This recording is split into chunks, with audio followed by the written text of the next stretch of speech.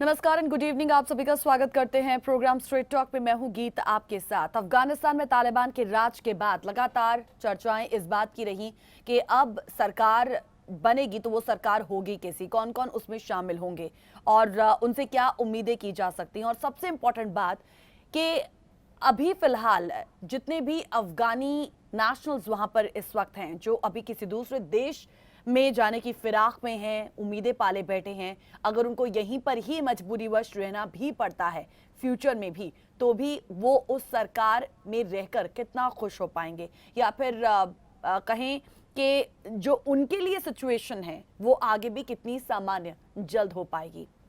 तालिबान अफगानिस्तान में अपनी दूसरी पारी शुरू करने वाला है और उसने अफगानिस्तान में एक समावेशी सरकार बनाने का भरोसा दिया था। बताया जाता है कि वो ईरान की तर्ज पर ही सरकार बना रहा है, लेकिन अभी भी अफगानिस्तान के हालात गंभीर हैं, काफी ज्यादा अनसर्टेनिटी से भरे हुए हैं। अफगानिस्तान में असुरक्षा के चलते बड़ी संख्या में नागरिक देश छोड़कर जाने के लिए अब भी मजबूर हैं। और इस बीच संयुक्त राष्ट्र शरणार्थी एजेंसी, जिन्होंने एक अनुमान लगाया है कि तालिबान के कब्जे के मद्देनजर अगले 4 महीनों में भी करीब 5 लाख अफगानों के देश छोड़ने की पॉसिबिलिटी है। यूएनएचसीआर के ने पड़ोसी देशों से अफगान शरणार्थियों के लिए अपनी सीमाएं खुली रखने को कहा है। और इस बीच विश्व खाद्य कार्यक्रम, जिन्होंने संयुक्त राष्ट्र से कहा कि वो जरूरतमंद अफगानों के लिए भोजन उपलब्ध कराने के लिए संगठन को $12 मिलियन प्रदान करे। और कई निवासियों का मानना है कि राजनीतिक अनिश्चितता, बेरोजगारी, सुरक्षा के मुद्दों ने उन्हें देश छोड़ने के लिए आज मजबूर किया है। अफगानिस्तान के मौजूदा हालातों के साथ ही शरणार्थी समस्या भी गहराती जा रही है और इसे लेकर आसपास के मुल्क खास तौर से काफी दिक्कत में हैं और कई देश पहले से ही अफगान शरणार्थियों का संकट झेल रहे हैं। सवाल अब ये उठा कि अमेरिका ने तो आखिर पिछले 20 सालों में अफगानिस्तान में किया क्या। अरबों खरबों डॉलर खर्च किए, लेकिन ना तो अफगानिस्तान में शांति आई और तालिबान का सफाया भी नहीं हुआ, बल्कि अमेरिका ने उन अफगानियों को भी संकट में डाल दिया जो पिछले 20 सालों से अमेरिका और उसके सहयोगी देशों के साथ खड़े होकर तालिबान से लड़ रहे थे। ऐसे में अफगान शरणार्थियों की समस्या का तात्कालिक निदान क्या हो सकता है? शायद यही कि अफगानिस्तान में सरकार बने तो राजनीतिक स्थिरता आए, शांति स्थापित हो, और अब वो अपने एंड लेवल पर पहुंच चुकी है। सो ऐसे में सवाल यही उठते हैं कि जिस तरीके का वायदा उनकी ओर से किया गया था, यानी कि एक राजनीतिक स्टेबिलिटी का और साथ ही साथ शांति स्थापित का, यदि आने वाले वक्त में ये दो चीजें देखने को नहीं मिलती हैं, सो अफगान आबादी दर दर ठोकरें खाने को मजबूर होते रहेंगे। सो तालिबान हुकूमत की ही आज होगी बात स्ट्रेट टॉक में। आइए करते हैं शुरुआत। तो सरकार बनाने का खाका तो ऑलमोस्ट तैयार हो ही गया और इसे कौन लीड करेगा, नाम उसका भी सामने आ चुका है। और ऐसे में देखा जा रहा है कि अब सवाल यही उठ रहे हैं कि बाकी की जो उनकी सरकार के बाकी के जो बड़े मुख्य चेहरे होंगे वो कौन कौन से शामिल हुए हैं, क्या उन लोगों में प्रशासनिक लोग भी शामिल हैं। सो इसको लेकर एक सस्पेंस अभी तक बना हुआ है, क्योंकि पहले कहा जा रहा था कि जुमे की नमाज के बाद सरकार का गठन हो जाएगा, लेकिन ऐसा हुआ नहीं, लेकिन उसके बाद इसे अगले दिन के लिए टाल दिया गया। सो ऐसे में बरादर जो कि सरकार का नेतृत्व करने वाला है, उनका जो हेड ऑफिस होगा वहां का वो मुख्य नेता माना जाएगा और उसके बाद अभी बाकियों के नाम जो हैं वो आने अभी बाकी हैं। लेकिन आज हम जिन सवालों पर बात कर रहे हैं उसमें सबसे इंपॉर्टेंट बात ये रहेगी कि अफगानिस्तान की तालिबान सरकार को रिकॉग्निशन, क्योंकि मान्यता देने के पर ही बड़े अब सवाल अब तक खड़े हुए हैं। सो ऐसे में अफगानिस्तान की तालिबान सरकार को मान्यता देने का सिस्टम आखिर है कौन सा? क्या वाकई कोई सिस्टम है भी? किसी देश की सरकार को अगर दुनिया मान्यता देती है तो उसे इसका फायदा क्या होता है और क्या इसका कोई स्टैंडर्ड तरीका भी होता है? इसी से रिलेटेड कुछ और सवाल भी हैं, आइए उन पर डालते हैं नजर। तो आज बात हम कर रहे हैं, सवाल ये उठा रहे हैं कि तालिबान के सरकार गठन के बाद क्या देश में स्थिति सामान्य हो पाएगी? आपको क्या लगता है? सवाल ये कि तालिबान की अंदरूनी गुटबाजी से आखिर ये तालिबानी नेता अब निपटेंगे कैसे? सवाल ये भी कि प्रशासनिक अनुभव वाले लोग अब आएंगे कहां से? कई प्रांतों में पूर्व कमांडर हैं और कट्टर जिहादी नेता हैं, और ऐसे में उनकी भूमिका पर आपके अपने विचार क्या हैं? तालिबान की नई सरकार के लिए अंतर्राष्ट्रीय स्वीकार्यता क्या वाकई मायने भी रखती है? ये बड़ा इंपॉर्टेंट सवाल है और इसी सवाल से जुड़े हुए जिनका जिक्र मैंने पहले किया कि जिस मान्यता की हम बात कर रहे हैं, किसी देश की सरकार को अगर दुनिया जो है वो मान्यता देती है तो उसे इसका फायदा क्या होता है और क्या वाकई इसका कोई स्टैंडर्ड तरीका भी होता है। इन सब सवालों पर आप अपनी राय हमारे साथ बेबाक होकर रख सकते हैं। So do call us and be a part of this show. आपकी कॉल का इंतजार रहेगा, लेकिन तब तक हम आपके साथ चर्चा को आगे बढ़ाते हैं। तालिबान की नई सरकार और चैलेंजेस। देखिए, पिछले कुछ हफ्तों से हम लगातार अफगानिस्तान में पल पल बदलती हुई अपडेट्स और साथ ही साथ इसकी बदलती हुई स्थितियों पर लगातार बात कर रहे हैं। अब समय आ चुका है सरकार पर बात करने का और सरकार बनने के बाद आगे की सिचुएशन क्या वाकई कभी नॉर्मलसी उसमें आएगी, क्या नॉर्मल वो जो स्थिति है वो देखने को मिलेगी। और साथ ही साथ बड़ी बात यह है कि सरकार तो बन गई, सरकार बनाने के पीछे चुनौतियां अभी काफी पड़ी हैं और सरकार प्रॉपर बन जाने के बाद भी चुनौतियां काफी ज्यादा बनी हुई हैं। चलिए हम उस पर सबसे पहले चर्चा करते हैं, लेकिन आई होप कि जिन सवालों का अभी अभी हमने जिक्र किया, हालांकि वो सवाल आपकी टेलीविजन स्क्रीन पर नीचे लगातार फ्लैश होते रहेंगे। जल्दी से उन सवालों को देखिएगा और अपनी राय हमारे साथ साझा कीजिएगा। Let's come back to the challenge. Afghanistan के इतिहास में कभी ना भूलने वाली जो तारीख है, वो तारीख हम जानते हैं और आप भी भलीभांति जानते हैं वो तारीख कौन सी थी। 31 अगस्त। ये एक तरीके से ना भूलने वाली तारीख के तौर पर अब दर्ज हुआ। एक तरफ अमेरिका अफगानिस्तान से अपने सैनिकों और लोगों को बाहर निकालने के लिए वो जो 31 तारीख थी, वो डेडलाइन थी, उस पर कायम था, तो दूसरी तरफ अफगानिस्तान में तालिबान की ओर से नई सरकार बनाने की जो कोशिशें हैं वो अपने अब चरम पर पहुंच गई हैं। कंधार में तालिबान की टॉप लीडरशिप काउंसिल के तहत लगातार बैठकें हुई हैं। बैठकें अब भी जारी हैं, हालांकि अब सिर्फ ऑफिशियल अनाउंसमेंट बाकी है। तालिबान के नेता हिबतुल्लाह अखुंजादा, जिन्होंने इस बैठक की अध्यक्षता की है, काफी बड़ा नाम। तालिबान के राजनीतिक कार्यालय के उप प्रमुख शेर मोहम्मद अब्बास तानिकजई, उनका कहना रहा कि अफगानिस्तान में इस्लामिक अमीरात वाली नई सरकार का खाका अगले कुछ ही पलों में दुनिया के सामने होगा और नई सरकार कैसी होगी, उसमें कौन कौन शामिल होगा, इस पर पुख्ता तरीके से अभी कुछ कहा नहीं जा सकता। लेकिन हाँ, मुल्ला बरादर, जिसका जिक्र बार बार किया जा रहा है, वही इस पूरी सरकार का नेतृत्व करने वाला नेता माना जा रहा है। अब जानकार मानते हैं कि नई सरकार के सामने जो है वो चैलेंजेस कम नहीं हैं। हम देखते हैं कि 15 अगस्त को काबुल पर कब्जा करने के बाद ठीक 15 जब आगे के वक्त लगातार गुजर रहे हैं, फिलहाल कोई ठोस शासन जो है, कोई ठोस व्यवस्था जो है वो वहां पर अभी तक बहाल हुई नहीं है। बैंकों के बाहर अब भी लंबी कतारें हैं और वहां पर हम देखते हैं कि हंगर वाली जो एक स्थिति है वो लगातार देखने को मिल रही है।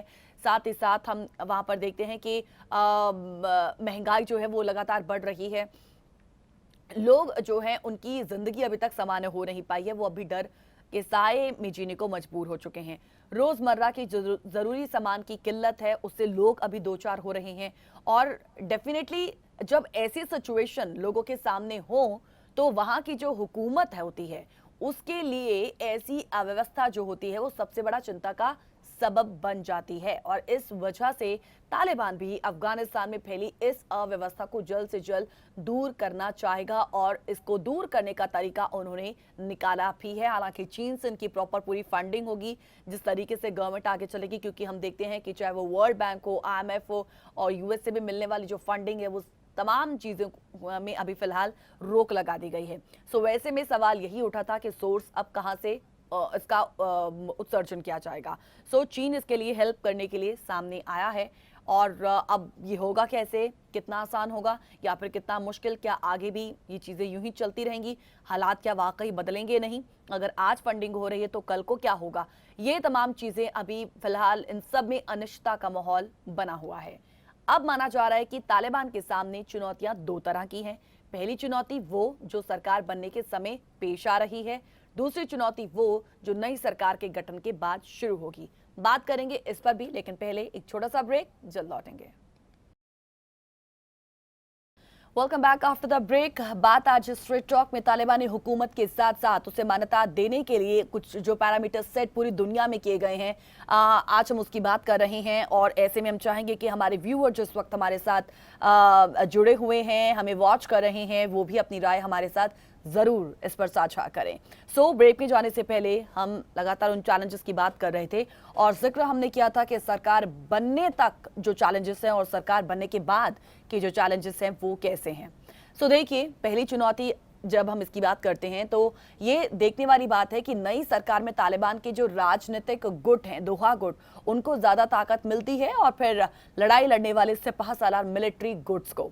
अब जानकारों का मानना है कि तालिबान के अंदर भी गुटबाजी आज कम नहीं है। सो अब तक तालिबान एकजुट थे और अमेरिका को अफगानिस्तान से बाहर करने के इरादे से, लेकिन अब एक बार उन्होंने लक्ष्य पा लिया है तो इनकी आपसी गुटबाजी भी निकलकर सामने आ रही है। फिलहाल तालिबान की पॉलिटिकल लीडरशिप में सबसे अहम नाम हिबतुल्लाह अखुंज़ादा का। हिबतुल्लाह अखुंज़ादा अब तालिबान में नंबर 1 की हैसियत रखते हैं और उनकी नेतृत्व क्षमता के बारे में अभी लोगों को ज्यादा तो पता नहीं है। अगर डेफिनेटली नई सरकार के सबसे बड़े वो नेता भी माने जा रहे हैं, सो माना जा रहा है कि पॉलिटिकल लीडरशिप की सरकार बनाने में उनकी ज्यादा चलेगी। लेकिन जब हिबतुल्लाह अखुंज़ादा को तालिबान का नंबर 1 नेता घोषित किया था तो फिर उन्हें कॉम्प्रोमाइज्ड उम्मीदवार के तौर पर देखा गया था। दूसरी तरफ हैं तालिबान के मिलिट्री कमांडर सिराजुद्दीन हक्कानी। ये कुछ ऐसे गिने चुने नाम जिनका मैं जिक्र कर रही हूं, ये लगातार सरकार में चर्चाओं का विषय बने हुए हैं और इनके नाम लगातार सामने आ रहे हैं जिनकी एक मुख्य भूमिका सरकार में है। अब सिराजुद्दीन हक्कानी का नाम, तालिबान में इन्हें नंबर 2 का दर्जा प्राप्त है और ये गुट जो है वो दूसरों को अपने साथ लेकर चलने में ज्यादा विश्वास नहीं रखता है। सो तालिबान का दौर अब तक का स्ट्रगल वाला दौर रहा है, तो ऐसे में हक्कानी को अब तक ज्यादा ताकत हासिल थी। अब उन्हें नई सरकार में जिम्मेदारी मिलेगी क्या, वो देखना है। वो किस किस को साथ लेकर चलते हैं, ये चुनौती सरकार के गठन के दौरान सामने जरूर आ रही होगी। लेकिन अब क्योंकि सरकार के गठन का एकदम अंतिम दौर है और वो ऑफिशियल अनाउंसमेंट कभी भी जारी होगी, सो ऐसे में देखना होगा कि उनकी जो जिम्मेदारी है वो कैसी रहेगी। अब यहाँ पर सवाल उठता है कि ऐसे लोग कहाँ से आएंगे जिनका जो एडमिनिस्ट्रेटिव एक्सपीरियंस है वो ज्यादा रहा हो। अब जो प्रशासनिक अनुभव वाले लोग हैं वो आएंगे कहाँ से, ये एक सबसे बड़ी दिक्कत है। क्योंकि अब जिनके नाम फाइनलाइज हो चुके हैं वो कितने प्रशासनिक अनुभव वाले हैं ये भी देखना है। क्योंकि अफगानिस्तान में व्हाट वी सी कि 1996 से लेकर 2001 के बीच तालिबान ने राज किया और उस वक्त हम देखते हैं कि तालिबान ने सरकार चलाने का कोई मॉडल जो है वो दुनिया के सामने पेश नहीं किया। सो उस दौर को हम संघर्ष की स्थिति कह सकते हैं। आज की परिस्थिति की बात करें, हम देखते हैं कि स्ट्रगल की स्थिति ये जो है वो पहले की स्थिति से एकदम अलग है। सरकार चलाने के लिए तालिबान को अलग तरह के लोगों की जरूरत है। सरकार में उन्हें आज बहुत ज़्यादा इंफॉर्मेटिव लोग चाहिए जो बहुत ज़्यादा नॉलेजेबल हों, उनको एक्सपर्ट्स चाहिए, उनको एडमिनिस्ट्रेशन चलाने के लिए अनुभव लोग चाहिए, नियम कानून के जो तमाम जानकार होते हैं उन्हें वो भी चाहिए और साथ ही साथ उन्हें ब्यूरोक्रेट्स भी चाहिए। तो एक तरह के कॉन्स्टिट्यूशन और प्रशासन में पारदर्शिता की यहाँ पर सबसे ज़्यादा ज़रूरत है और इन सब में तालिबान में शामिल लोगों को किसी तरह की महारत हासिल अब तक हुई नहीं है। तो वैसे में देखना है कि वो किन लोगों की मदद लेते हैं और इस तरह के अनुभवी लोग कहां से आएंगे। अफगानिस्तान में नई सरकार बनाने के लिए तालिबान के नेता सरकार के पुराने लोगों के कांटेक्ट में हैं। अब जैसे पूर्व राष्ट्रपति हामिद करजई, अफगानिस्तान की उच्च सुलह परिषद के प्रमुख रहे डॉक्टर्स अब्दुल्ला, पूर्व पीएम गुलबुद्दीन हिकमतयार, 2012 में तालिबान विद्रोहियों के साथ शांति वार्ता करने के लिए वो चुने गए प्रतिनिधि सलाउद्दीन रब्बानी, और इन सभी लोगों में हम देखते हैं कि एक प्रशासनिक अनुभव देखा जा सकता था। लेकिन इनमें से किस नेता को अब नई सरकार में क्या जगह मिलती है और उनकी सरकार में कितनी चलती है, ये भी तालिबान के सामने एक बड़ा चैलेंज है। और यदि वाकई जिन नामों का जिक्र हमने अभी किया उनकी एक बड़ी जिम्मेदारी सरकार में होगी तो बहुत सी जो चीजें हैं वो पहले ही स्पष्ट हो जाएंगी। अब मेन बात पर आते हैं हम, बहुत ही इंपॉर्टेंट बात जिस पर मैं चाहूंगी कि हमारे व्यूअर्स अपनी बात इस पर जरूर रखें, और वो है इंटरनेशनल एक्सेप्टेंस की एक जद्दोजहद। वो अभी इस वक्त बनी हुई है क्योंकि डे वन से हम देख रहे हैं, 15 अगस्त के अपने राज के बाद से ही तालिबानी नेताओं को देखते हैं कि प्रेस कॉन्फ्रेंसेस में उन्होंने इस स्वीकार्यता की, इस इंटरनेशनल एक्सेप्टेंस की बात जो है वो कही है। सो वी कैन फील कि जब भी वो ये चीज कहते हैं, हम ये मानकर चलते हैं कि इस एक्सेप्टेंस की जो जद्दोजहद है वो अभी फिलहाल उनके अंदर भरी हुई है। अब तालिबान चाहेगा कि दुनिया के जो बड़े देश हैं उनकी सरकार को मान्यता दें, लेकिन अभी तक उस पर किसी भी तरीके की कोई क्लैरिटी नहीं है। अभी तक सिर्फ जो बड़े देश हैं, हम यूएन की बात करें, वो सिर्फ एक अपील कर रहे हैं कि सरकार बनाए तो एक अच्छी सरकार बनाए ताकि वहां पर एक स्टेबिलिटी आ सके और लोग वहां पर शांति से रह सके। जो अब तक वो देखा जाए तो तालिबान की, जब पहले यहाँ पे एक तालिबान का एक राज था, वो वहां से गए, फिर 20 साल बीच में आते हैं, वो उनके काफी संघर्ष वाले रहे। स्थिति अब जाकर सुधरी थी, महिलाओं की भी, बच्चों की भी, और ऐसे में अब वो चीजें दोबारा से उन्हें रिवाइव करना है क्योंकि तालिबानियों के दोबारा आने से वो चीजें एकदम फिर से टूट सी गई। अब इन चीजों को दोबारा से ठीक करने की जो जिम्मेदारी है इन्हीं तालिबान नेताओं की है। सो अब ये दुनिया के जो बाकी देश हैं वो यही चाहते हैं, उनको ऐसी ही सरकार कबूल है, और ऐसे में बड़े देश उनकी सरकार को मान्यता दें, तालिबान आज यही चाहता है।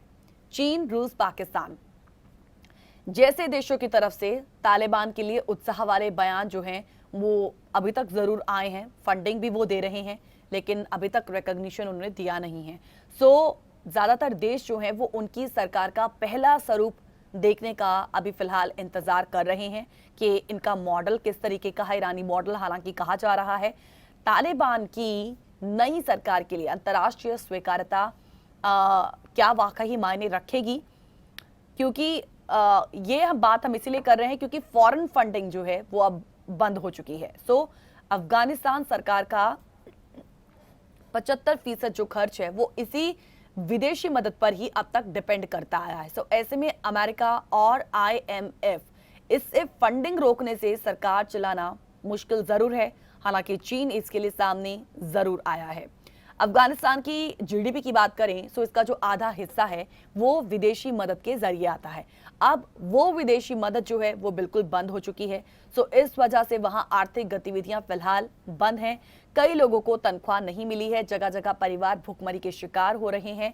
ऐसे में बहुत जरूरी है कि नई सरकार सबसे पहले इकोनॉमी को पटरी पर लाने के लिए तुरंत से कुछ नए और साहसिक कदम जरूर उठाए, और इसके साथ ही अब आगे विरोधी गुटों से निपटने की चुनौती भी है। हम उस पर की बात करें तो हम देखते हैं कि अंदरूनी जो झगड़े हैं और साथ ही साथ अर्थव्यवस्था, इसको संभालने के बाद तालिबान के सामने तीसरी चुनौती है अफगानिस्तान में विरोधी गुट से निपटने की। अब तालिबान के सामने नॉर्दर्न अलायंस ने आसानी से घुटने कभी नहीं टेके। इससे पहले भी पंजशीर में वो कब्जा नहीं कर पाए थे, लेकिन हाँ, अब दावा जरूर किया जा रहा है कि तालिबान ने पंजशीर में भी अपना जो राज है वो कायम कर लिया है। तो ऐसे में हम देखते हैं कि एक विद्रोही जो गुट है, भले ही वो आज हारे हों उनसे पंजशीर वैली में भी, लेकिन उसके अलावा भी वहां पर जो एक विद्रोही गुट है उन सबसे छुटकारा पाना भी तालिबानियों के लिए एक सबसे बड़ी चुनौती बनेगा। तालिबान को ISIS के और अलकायदा जैसे चरमपंथी संगठन हैं, इनसे हालांकि हम देखते हैं कि एक बड़ी चुनौती जरूर मिल सकती है, क्योंकि हाल ही में हुए काबुल धमाके में ISIS के हाथ होने की बात सामने आई थी, और ISIS को इस्लामिक स्टेट खुरासान प्रोविंस कहते हैं, और ISIS और तालिबान के बीच गहरे मतभेद भी हैं। ISIS का आरोप है कि तालिबान ने जिहाद और मैदानी जंग का रास्ता छोड़कर कतर की राजधानी दोहा के महंगे और आलीशान होटल्स में अमन की सौदेबाजी को चुना। सो अफगानिस्तान में सोवियत संघ के आने के बाद से ही पिछले 40 साल से वहां पर सिविल कॉन्फ्लिक्ट इस वक्त भी चल रहा है। सो इस वजह से अफगानिस्तान में एक बेहतरीन यूनिफाइड आर्म्ड फोर्सेस बन नहीं पाई हैं। अमेरिका ने एक कोशिश जरूर की, लेकिन तालिबान के साथ सामना होने पर कोई ताकत वो नहीं दिखा पाए और अपने हथियार उन्होंने डाले हैं। अब अफगानिस्तान की नई सरकार के सामने जरूरत है जल्द से जल्द ऐसी फोर्स भी खड़ी करने की जो अनुशासित भी हो और ताकतवर भी हो। देश की सीमा को सेव करने के लिए ये सबसे अहम कदम साबित होने वाला है, खासकर तब जब तालिबान पूरे विश्व में घूम घूम कर वायदा इस बात का कर रहे हैं कि वो अपनी जमीन का इस्तेमाल अंतर्राष्ट्रीय आतंकवाद के गढ़ के तौर पर किसी भी देश के खिलाफ होने नहीं देंगे। उसी तरह हम देखते हैं कि अफगानिस्तान के अंदर तालिबान शासन को आम नागरिकों की सुरक्षा के लिए भी एक अलग पुलिस फोर्स की आज जरूरत है, जो देश के भीतर की शासन व्यवस्था को दुरुस्त रखने में मददगार होगी। जो पुलिसकर्मी पिछले शासन में इस फोर्स का हिस्सा थे, तालिबान के काबुल पर कब्जा करने के बाद ही अब वो अभी नदारद हैं। क्या वो पुराने लोग वापस आएंगे, कैसे आएंगे, कब तक आएंगे, ये भी अहम सवाल। इसे भी तालिबान के लिए सबसे बड़ी चुनौती कहा जा सकता है। और इसके अलावा अफगानिस्तान में नई सरकार को बहुसंख्यक और अल्पसंख्यकों के बीच एकता बनाए रखना भी जरूरी होगा। तालिबान में पश्तून ज्यादा हैं, अफगानिस्तान में भी, और इसके साथ साथ वहां अलग अलग धर्म और संप्रदाय के लोग हैं। जिनकी संख्या थोड़ी कम है, जैसे कि हजारा और शिया, उज्बेक और ताजिक। तालिबान के पिछले शासनकाल में माइनॉरिटीज पर काफी जातियों के किस्से सुनने को मिले और इस बार वो ना दोहराई जाए, इस पर भी एक अंतर्राष्ट्रीय समुदाय की नजर है। और जैसा मैंने पहले कहा कि वो भी सिर्फ देख रहे हैं, इंतजार कर रहे हैं कि सरकार का गठन होता है तो फिर कौन कौन से लोग उसमें शामिल हैं। उसे देखने के बाद ही कुछ ना कुछ एक जो संकेत है वो उन्हें भी मिल जाएगा आगे आने वाली स्थिति के लिए। डेफिनेटली अंतर्राष्ट्रीय समुदाय की नजरें जो हैं वो अभी इन सब चीजों पर हैं। नई सरकार इन चुनौतियों से आखिर डील कैसे करेगी, इस पर अंतर्राष्ट्रीय समुदाय की सबसे अहम नजरें बनी हुई हैं। इन तमाम अहम चुनौतियों का जिक्र हमने किया इस प्रोग्राम के माध्यम से, लेकिन हम चाहेंगे कि हमारे व्यूअर्स जो इस वक्त हमें वॉच कर रहे हैं, यदि उन्हें लगता है कि इसके अलावा भी यदि कोई और चुनौती रह जाती है, वो बेबाक होकर कॉल कर अपनी राय हमारे साथ साझा कर सकते हैं और बता सकते हैं कि ऐसे और कौन से चैलेंजेस हैं जिनको तालिबानी नेताओं को अभी पार पाना है और क्या वो कभी पूरे हो भी पाएंगे या फिर सरकार गठन होने के बाद भी उन चैलेंजेस को फेस उन्हें काफी लंबे समय तक करना ही पड़ेगा। Do call us and share your opinion with us. और सबसे अहम बात ये भी है कि सरकार गठन, अब तो देखिए गठन तो हो ही चुकी है सरकार, लेकिन इसके बाद देश में एक जो नॉर्मलसी है वो कैसे आएगी, क्यों और कितने वक्त में आएगी और वो कितनी देर तक रहेगी, इस पर भी आप अपनी राय हमारे साथ जरूर साझा करें। और साथ ही साथ जैसा जिक्र हम बार बार कर रहे हैं कि अंतर्राष्ट्रीय समुदाय की नजरें अभी सिर्फ इसी पर हैं कि तालिबान के जो प्रमुख नाम हैं, जो इस सरकार गठन का अहम हिस्सा होने वाले हैं, जिनकी एक अहम रिस्पॉन्सिबिलिटी है, वो नाम जो हैं जैसे ही सामने अब एकदम फाइनल हो जाएंगे, उसके बाद अंतर्राष्ट्रीय समुदाय को कहीं ना कहीं एक इंडिकेशन मिल जाएगा कि आगे की सिचुएशन कैसे होने वाली है। वो निर्भर करता है मान्यता देने को लेकर भी। Do call us and share your opinion with us. और सबसे अहम बात यह भी कि अंतर्राष्ट्रीय मान्यता क्या वाकई तालिबानियों के लिए मायने रखती है, इसी पर आगे हम बात जरूर करेंगे, लेकिन एक छोटे से ब्रेक के बाद जल्द लौटेंगे स्ट्रेट टॉक में। Welcome back after the break. आप देख रहे हैं स्ट्रेट टॉक। अफगानिस्तान की तालिबान सरकार को मान्यता देने की बात, क्या ये मान्यता देने का कोई सिस्टम है? अफगानिस्तान पर काबिज होने के बाद से ही तालिबान दो बातें बराबर दोहरा रहा है। एक तो कि हम किसी पर कोई जुल्म नहीं ढाएंगे और दूसरी सभी देश अपने अपने दूतावास अफगानिस्तान में खुले रखें। भारत के संदर्भ में भी उन्होंने यही बात की थी। पहली बार उदारवादी बनने की कोशिश में तालिबान 2.0 के प्रवक्ता जबीउल्लाह मुजाहिद ने कहा कि अमेरिका को काबुल में अपनी राजनयिक मौजूदगी बनाए रखनी चाहिए। उनके साथ हमारा संवाद चैनल है और हम उम्मीद करते हैं कि वो काबुल में अपना दूतावास फिर खोलेंगे। हम उनके साथ व्यापार संबंध भी रखना चाहते हैं। एक वक्त अपने जुल्मों के लिए कुख्यात तालिबान आखिर इतनी नरमी जो है वो 15 अगस्त के बाद ही क्यों दिखाता नजर आया? तालिबान सरकार बाकी देशों को अफगानिस्तान में बने रहने की अपील क्यों कर रही है, वो भी तब जब दुनिया के किसी देश ने तालिबान सरकार को मान्यता तक नहीं दी? किसी देश की सरकार को मान्यता देने का मतलब आखिर होता क्या है, आज हम ये भी समझेंगे। किसी देश की सरकार को अगर दुनिया मान्यता देती है तो उसे इसका फायदा क्या होता है, हम ये भी समझेंगे। क्या इसका वाकई कोई स्टैंडर्ड तरीका होता है, ये भी एक सवाल। 15 अगस्त 2021 काबुल पर तालिबान ने कब्जा किया और इसके साथ ही दुनिया भर में राजनीतिक उहापोह शुरू हो गई। तालिबान की को सरकार हम माने या ना माने, ये अभी भी द्वंद चल रहा है। दुनिया 1996 से 2001 तक चले तालिबान के जालिम शासन को कभी भुला नहीं सकती है और अभी भी नहीं भूली है। सो तालिबान 2.0 पर भरोसा करें तो करें कैसे। हम देखते हैं कि अभी फिलहाल ज्यादातर देशों ने वेट एंड वॉच वाली पॉलिसी अपनाई है। फिलहाल तालिबान की पैरवी करने वाले देशों जैसे कि पाकिस्तान, चीन और रूस, इन्होंने तालिबानी सरकार को मान्यता अभी तक दी नहीं है, हालांकि फुल ऑन सपोर्ट उनका जारी है। सो इस बारे में तमाम जो हमारे राजनीतिक शास्त्र के प्रोफेसर्स हैं, उनका मानना है कि तालिबान को लेकर दुनिया भर के साथ एक बड़ी अलग सिचुएशन बनी हुई है इस वक्त, और कोई भी सामने आकर उनको मान्यता देना नहीं चाहता है। एक्चुअल में चीन और पाकिस्तान जैसे उनके करीबी मुल्क भी ऐसा करने से अभी फिलहाल बच रहे हैं। ये नाजुक मामला है और सभी सावधानियों से आगे बढ़ना चाहते हैं।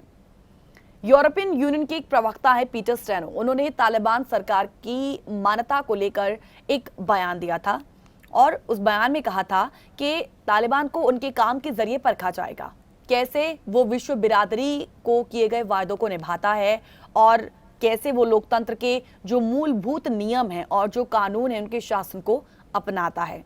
और इसमें सबसे बड़ी परख जो है वो है मानवाधिकार और खास तौर पर महिलाओं के अधिकार को लेकर। किसी देश की सरकार को मान्यता देने का सिस्टम जब हम इसकी बात करते हैं, सो वी कैन सी कि किसी भी सरकार को कोई देश मान्यता देता है या नहीं, ये उसके अपने हितों पर निर्भर करता है। तालिबान के साथ आज यही चीज सेम है। इतिहास इस बात का गवाह अब तक रहा है कि यूएन जैसी जो संस्था है उससे मान्यता मिलने के बाद अक्सर दुनिया भर के देश किसी भी देश की सरकार को मान्यता दे ही देते हैं और इसके पीछे ताकतवर देशों का हित जो होता है वो काम करता है। एएमयू में राजनीतिक विज्ञान के प्रोफेसर्स हैं, हालांकि वो इसी बात को, मान्यता देने वाली बात को थोड़ा अलग नजरिए से देखते हैं। उनका पॉइंट ऑफ व्यू क्या है, मैं उनके अनुसार कई बात को भी आपके सामने रखती हूं। वो मानते हैं कि किसी भी देश को मान्यता देने या ना देने का जो मामला है वो वैसा ही है जैसा हम अपने अमीर या फिर पावरफुल पड़ोसी के साथ कर सकते हैं। हम उससे रिलेशंस रखें या ना रखें, ये हमारे ऊपर है। हम किसी को अमीर मानने से इनकार कर दें तो कोई क्या कर लेगा, लेकिन कूटनीति में, डिप्लोमेसी में हर देश अपने हिसाब से ही फैसला लेता है और आज सब कंट्रीज वही करेंगी। चीन बहुत बड़ा मुल्क था, उसने 1949 में उसे आज़ादी हासिल हुई, लेकिन अमेरिका ने उसे उस वक्त मान्यता नहीं दी। ईयर 1979 में अमेरिका ने चीन की सरकार को मान्यता दी। बता दें कि भारत में जवाहरलाल नेहरू की सरकार ने 1950 में ही चीन की सरकार को मान्यता दी थी। अब यूएन की मान्यता कैसे मिलती है? तकनीकी तौर पर किसी देश की सरकार को मान्यता देने के प्रोसेस को हम कूटनीतिक मान्यता देना कहते हैं। कहने का मतलब यह है कि उस देश के साथ राजनयिक लेवल पर संबंध कायम हो गए हैं। सो ऐसे हाल में दोनों देश एक दूसरे के यहाँ राजदूतों के आने जाने का सिलसिला शुरू कर देते हैं। अब संयुक्त राष्ट्र में शामिल देश किसी देश की सरकार को मान्यता देने के बाद उसकी मेंबरशिप के फेवर में वोटिंग करवाने की मांग कर सकता है। फिर कोई देश संयुक्त राष्ट्र संघ का सदस्य बनेगा, इसका एक प्रोसेस है। कोई भी देश यूनाइटेड नेशंस के मुखिया यानी कि सेक्रेटरी जनरल को अर्जी देकर मेंबर बनने की दरख्वास्त भी कर सकता है और इसके बाद यूनाइटेड नेशंस की सिक्योरिटी काउंसिल भी इस अर्जी पर एक अहम डिसीजन लेती है और किसी भी सिफारिश को तभी एक्सेप्ट किया जाता है जब उस पर सिक्योरिटी काउंसिल के 15 मेंबर्स में से मिनिमम 9 लोगों ने पॉजिटिव वोट किया हो, पॉजिटिवली वोट किया हो, और उसमें भी अगर सिक्योरिटी काउंसिल के परमानेंट मेंबर जैसे कि चीन, फ्रांस, रूस, यूके और यूएस, इनमें से किसी ने भी असहमति जता दी तो प्रोसेस वहीं पर रुक जाता है। अब सिक्योरिटी काउंसिल से प्रपोजल पास हो जाने के बाद जनरल असेंबली में पहुंचता है और यहां पर संयुक्त राष्ट्र संघ के मेंबर देश वोटिंग करते हैं, और वोटिंग में अगर 2/3 वोट मिले तो वो देश संयुक्त राष्ट्र संघ की तरफ से एक देश के तौर पर मान्यता पा लेता है। हालांकि कई देश यूएन की मान्यता नहीं भी लेते हैं। स्विट्जरलैंड जो है इसका सबसे बड़ा एग्जाम्पल है। वो 2002 तक यूएन का हिस्सा नहीं था और ऐसा उसने अपनी निष्पक्षता साबित करने के लिए किया। यूएन का मेंबर ना होते हुए भी स्विट्जरलैंड की सरकार को मान्यता मिली हुई थी और दूसरे देशों से उसके संबंध भी चल रहे थे। तो इस हिसाब से एक पेच और है। जरूरी नहीं है कि किसी देश को मान्यता मिल जाने के बाद उस देश की सरकार को मान्यता मिली ही रहे। अफगानिस्तान के केस में भी ऐसा ही हुआ है। पिछली सरकार में अफगानिस्तान की तरफ से नियुक्त एम्बेसडर अब भी यूनाइटेड नेशंस में हैं, लेकिन अब उनका कोई मतलब नहीं रह गया। जो सरकार देश पर काबिज है उन्हें मानने को दुनिया तैयार नहीं। सो ये नई सिचुएशन है। इसीलिए दुनिया के जो बाकी कंट्रीज हैं, पावरफुल कंट्रीज की अगर मैं बात करूं तो वो फूंक फूंक कर कदम रख रही है। भारत भी उन्हीं के साथ चल रहा है, यूएन भी अभी फिलहाल वही कर रहा है। सो दे आर वॉचिंग कि जो सिचुएशन है वो नॉर्मल करने की जिम्मेदारी जो इन तालिबानी नेताओं ने ली है, वो जिम्मेदारी आखिर आगे वो कैसे निभाएंगे और उसी को देखकर वो अपना फैसला आगे लेंगे। ओवरऑल यानी कि डिप्लोमेसी जो है वो बहुत धीमी गति से चलने वाली एक प्रक्रिया है जिसमें हड़बड़ी नहीं होती है। चीजों का इंतजार कर करके अच्छी तरीके से पूरा एक हिसाब किताब लगाया जाता है, उसे ऑर्गेनाइज किया जाता है और आफ्टर दैट कोई फैसला लिया जाता है। सो किसी भी देश की सरकार को मान्यता देने या कब तक ना देने का फैसला जो है वो हर देश अपने नफा नुकसान के हिसाब से ही करता है, और किसी भी देश को यूएन में मान्यता देने के लिहाज से दो शब्दों को समझना बड़ा ही जरूरी होता है। एक डी फैक्टो और दूसरा है डी ज्यूरे। इसमें डी फैक्टो का मतलब यह है कि परिस्थितिवश या कहें कि मजबूरी में किसी सरकार को मान्यता देना, ये अस्थायी मामला है। 31 अगस्त को खबर आई कि यूएन की सिक्योरिटी काउंसिल ने अफगानिस्तान की तालिबान सरकार को डी फैक्टो मान्यता दी है। फिलहाल यूएन के पास इसके अलावा कोई चारा भी नहीं था। हालांकि डी फैक्टो मान्यता को कभी भी वापस लिया जा सकता है, as it is non permanent. ये तालिबान सरकार को कानूनी मान्यता देना तो नहीं है, लेकिन इसे एक कदम आगे बढ़ना जरूर कहा जा सकता है। और असल खेल जो है वो तो सारा दूसरे टर्म पर ही जुड़ा हुआ है, यानी कि डी ज्यूरे। डी ज्यूरे जो है वो मान्यता देने का है। ये एक परमानेंट सिचुएशन है और मतलब इस सिचुएशन में किसी भी देश की सरकार को स्थायी मान्यता मिल जाती है। विश्व समुदाय जब किसी सरकार को लेकर निश्चिंत हो जाता है तभी ये स्टेटस उन्हें दिया जाता है। अब आगे सवाल कि किसी सरकार को मान्यता मिलने के फायदे क्या होते हैं, बात इस पर भी हम करेंगे, लेकिन एक छोटे से ब्रेक के बाद जल्द लौटेंगे स्ट्रेट टॉक में।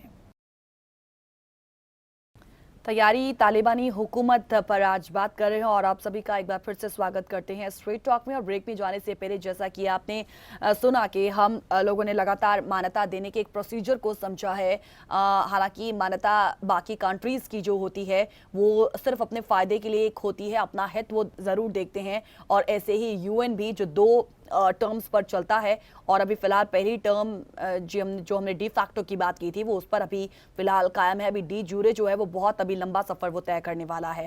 सो ब्रेक की जाने से पहले जिक्र मैंने ये भी किया था कि किसी सरकार को मान्यता मिलने के सबसे बड़े फायदे क्या होते हैं। ये आप भी अच्छे से जानते होंगे कि सबसे बड़ा जो फायदा होता है वो सिर्फ और सिर्फ ट्रेड का ही होता है।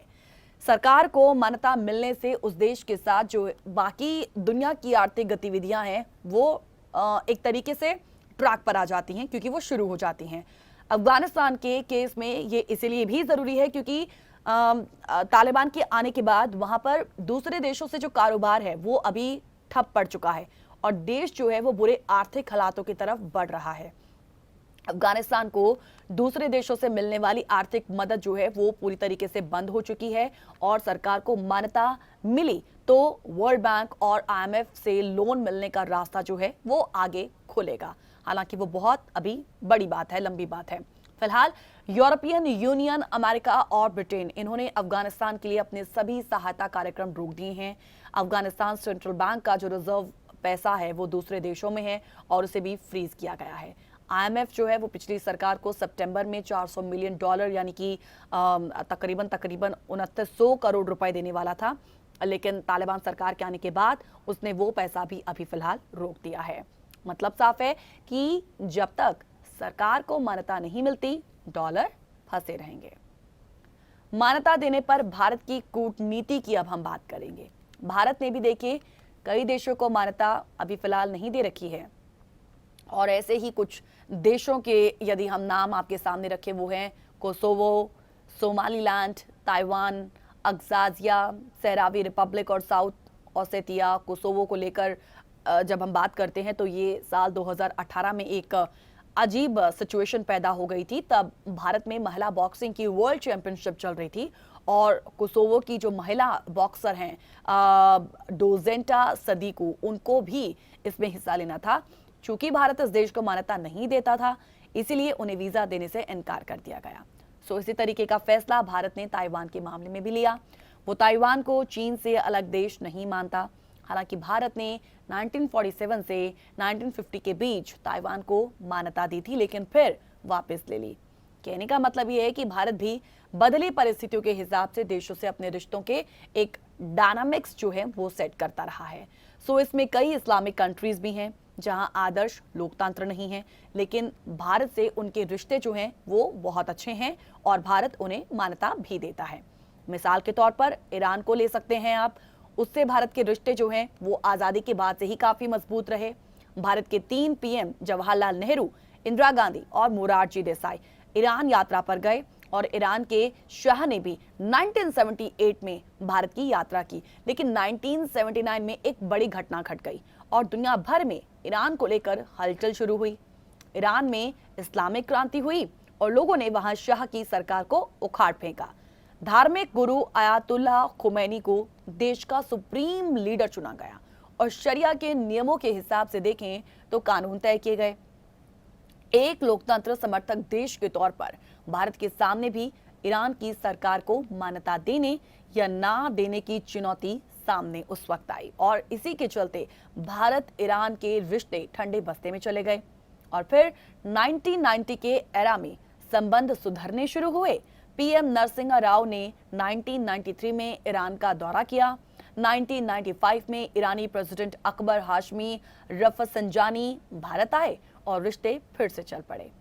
अमेरिका ईरान को बुराई की धुरी कहता है तो भारत पारंपरिक दोस्त।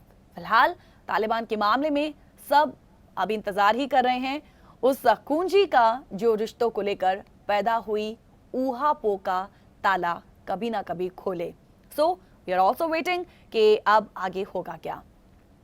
वी वांट कि तालिबान सरकार यदि आई है सो स्थिति डेफिनेटली नॉर्मल हो, ताकि अभी इस वक्त जो वहाँ पर सिचुएशन बनी हुई है, जो अफगान नेशनल्स वहाँ पर दूसरी कंट्री को जाने को मजबूर हुए हैं, वो यहाँ पर रहकर एक अच्छी ज़िंदगी बिता सकें। वी वांट कि पॉजिटिवली अगर सरकार बन रही है, बनी है, गठन हुआ है, सो ऐसे में जो वायदे उन्होंने यहाँ पर राज करने के बाद किए, प्रेस कॉन्फ्रेंस करके उन वायदों पर वो आगे कायम रहे। और जहाँ तक मान्यता देने की बात है, सभी कंट्रीज अभी फिलहाल देख ही रहे हैं और ऐसे में जब अपने रिश्तों को लेकर तालिबान के साथ रिश्तों को लेकर बात आती है, सो अभी फिलहाल एक ऊहापोह की सिचुएशन बनी हुई है। सो देखना होगा कि ये जो सिचुएशन है असमंजस वाली, इसका ताला जो है वो कब और कैसे खुलेगा। आगे बाकी कंट्रीज का रुख तालिबान सरकार को लेकर क्या रहेगा। अब आखिर में हम बात अमेरिका की भी करेंगे। हालांकि अमेरिका जो है वो क्या अब उसे कहा जाए कि तालिबान पर दबाव बनाने और हस्तक्षेप करने की स्थिति में अब वो आगे कभी होगा। इसको लेकर सबके अपने अपने मत हैं, क्योंकि देखिए 20 साल पहले साल 2001 में अमेरिका में अलकायदा के चरमपंथी हमले के बाद अमेरिका ने अफगानिस्तान पर हमला करके तालिबान सरकार को उखाड़ फेंका था।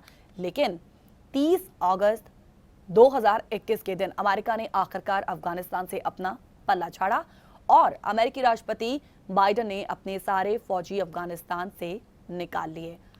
मंगलवार को राष्ट्र के नाम अपने संबोधन में हमने और आपने सुना कि अमेरिकी राष्ट्रपति जो बाइडेन ने फिर से जोर देकर कहा कि अफगानिस्तान से अमेरिकी फौज को वापस बुलाने का उनका फैसला बिल्कुल सही है और वो एक अंतहीन युद्ध में फौजियों को नहीं भेजना चाहते।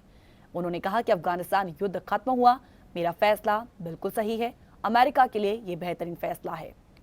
अगर हम देख रहे हैं कि अमेरिका को हासिल अब तक क्या हुआ है इन 20 सालों में, सो हम देखते हैं कि 2500 अमेरिकी फौजी मारे गए, हजारों जख्मी हुए हैं। इसके अलावा करीब 4000 अमेरिकी कॉन्ट्रैक्टर भी मारे गए।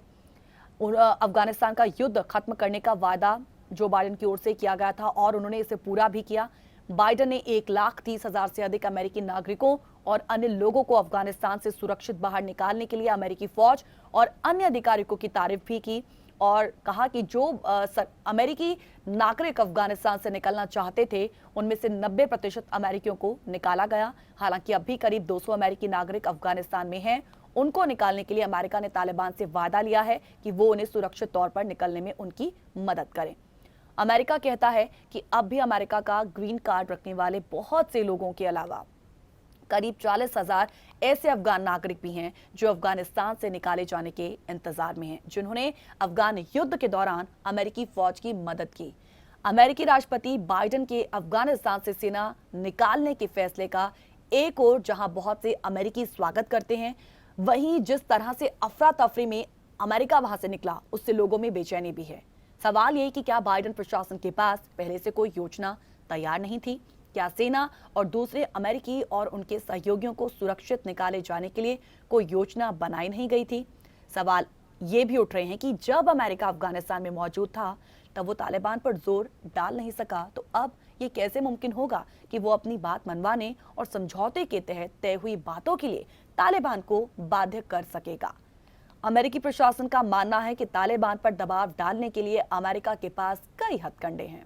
व्हाइट हाउस की प्रवक्ता जेन साकी की बात करें तो उन्होंने भी अभी हाल ही में कहा कि हम तालिबान से अपनी बात मनवाने और उन पर दबाव डालने के लिए विश्व बाजार तक पहुंच का इस्तेमाल करेंगे।